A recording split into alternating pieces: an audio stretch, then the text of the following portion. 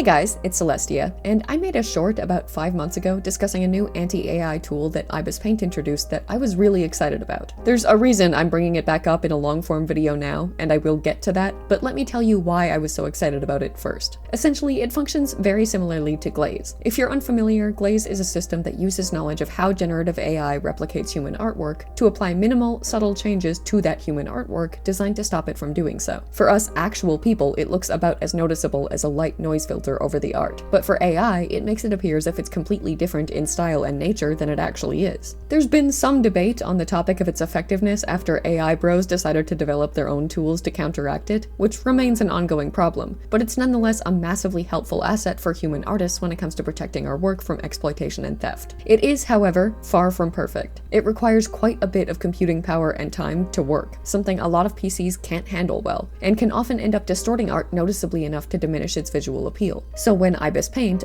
an already very beloved digital art program, released an alternative option that could be applied with less effort and more user control, it was obviously pretty awesome news. It's called AI Disturbance, and I've linked their explanation of its functionality in the description if you want to check it out. But to summarize it, it's essentially a fine-tuned noise filter that can be applied only to the degree that you want it to be, and it diminishes generative AI's ability to effectively and accurately train itself on work that it's applied to. To show you how it works, let's look at their test. They trained an AI model on these 18 illustrations by one artist. Without the AI disturbance filter applied, this is what that model was able to produce. It's very, very nearly identical to the original artist's style and lacking in any obvious errors. With the AI disturbance filter applied at 80% intensity, this is that same model's output. Distorted, degraded, and significantly more flawed than what it produced before. They showed more examples at 67% and 50% intensity, demonstrating that while there was still some degradation in the AI's output, it was much more noticeable at higher intensities, as expected. Even so, that meant that artists could both fight against AI being unethically trained on their work and still have very exact control over how much damage it would visually do to their art in the process. It's up to you to determine how much you're willing to let the noise filter distort and obscure your work. If you're willing to accept noticeable noise distortion at 100% intensity if it also means the comfort and assurance of knowing that AI can't effectively reproduce it, you can do that. If you'd rather limit that distortion and use it at 50% instead because you want your art to be seen as you intend it to look, and also want to fight AI as best you can, even if not to the extent that 100% intensity could provide, that's an option too. It's a great tool, and that's why I promoted it immediately after seeing it. But now we're at the part where I explain why exactly I'm talking about it again 5 months later, after already having done so. For some reason that only the ancient eldritch gods responsible for determining the YouTube algorithm understand, that short was suddenly and inexplicably revived from irrelevance, and started getting tons of views and comments again out of nowhere. Which, while weird, is kind of just the nature of YouTube, and not something I found particularly notable in and of itself. What I did find notable, however, was the fact that the vast majority of those comments were not positive. That was strange, because they definitely were when I first posted it. Now though, people were pretty pissed, actually, because IbisPaint put this feature behind a paywall. Maybe it always was, I'm not actually sure. Regardless, what matters is that it's not available to users of the free version of the program. To access it, you need to have a Prime membership, which according to their site, and may just be Canadian prices, but I'm not 100% sure, is either $4.49 per month or $27.99 per year. And I will say, for an art program, that's actually a very reasonable price, but I understand that that's not the point here. Because when I first heard that, I had the same knee-jerk response as all of the people commenting complaints about it. That protecting your art from theft shouldn't be a premium feature like new brushes or no ads. It should just be a feature. On a purely emotional, moral, human level, I believe the exact same thing that those comments said. Anti-AI art protection should be free. It should be a basic right available to any artist regardless of whether or not they can afford a Prime membership, because the goal should be to preserve the integrity of their work and protect human creativity, not generate profit. Putting that behind a paywall on the surface feels overwhelmingly greedy and low. Like they're taking advantage of the desperate situation that artists are in and the lack of options that we have to handle it. And to a degree, I do still feel that way. But regular viewers know that I spend an exhausting amount of time on this channel playing devil's advocate, and I can't help but do it again now. Because realistically, I don't know how reasonable of an expectation that actually is. Let's look at this from a purely logical perspective. Artists have a free option to protect their work from AI, that being Glaze, and Web Glaze, and even Nightshade, which takes defense a step further into offense and actually poisons AI that attempts to train on art that's had it applied. Those options are provided for free because they're being developed by a non-profit organization that doesn't need to charge for them to be able to continue to operate. They still need support, which is a great time for me to mention that you and/or your organization can offer that support via both financial donations and volunteering by clicking the link in the description that'll take you to the Physical Sciences Division of the University of Chicago that funds them. But regardless, they will continue to exist and be able to further develop glaze without needing to charge for it. IbisPaint, however, is a for-profit company. Their funding is derived primarily from their profits and their investors that will only stick around if those profits remain significant and stable. They need to make money to continue to operate, and they need to be able to pay the employees responsible for developing tools like this. Morally speaking, should they be offering this feature for free? Yes, I personally believe that they should. But functionally, realistically speaking, is it reasonable to expect them to? I don't know. I'm genuinely torn. On one hand, they were a very successful company before the release of this tool, and they would be a very successful company if they never released it. They have a dedicated user base that swears by their program and utilizes it primarily, if not exclusively. And for artists, once we find the right program for us, we usually stick with it for life, or at least for a very long time. So those users are, more often than not, in it for the long haul and very committed to their art, wife, husband, spouse that is IbisPaint. I don't think they need to put this tool behind a paywall to remain profitable. I actually think it might be better for them in terms of attracting new users and enticing artists using other programs to switch if they didn't put it behind a paywall. I considered switching when I heard about it, and I'm so married to Procreate that I didn't even get a prenup. They could take everything in the divorce and they're worth the risk. I'm a lot less tempted knowing that it not only isn't free, but requires a subscription and not a one-time fee. Given that they still make money off of free users by subjecting them to near constant ads, enticing more free users to switch over could potentially generate more profit for them anyway. So even if we put aside the moral component of the issue, logistically speaking, this likely wasn't a financial necessity for them. It might not have even been the most profitable move. And if they didn't need to do this financially, then if they also morally shouldn't have, there's even less defensibility for the fact that they did, especially since they've already been facing quite a bit of backlash long-term for putting more and more features behind the barrier of a paid membership requirement. But that's a very surface-level analysis of the situation, and there's a lot more to consider. First of all, like I said, there is already a free option for artists to use to protect their work from theft by AI. IbisPaint is not providing the only option and charging for it. They're providing an alternative to the free option and charging for the extra convenience and control. That's a pretty standard business practice, and is very different from saying, artists have no way at all to keep their work safe, so let's gouge them with our fees because they have no choice but to pay them. Now, to be clear, the words standard business practice should not be construed as good business practice, but it means they're not doing something that's worse than what anyone else is doing. They're also not necessarily doing something better, but they kind of are, actually.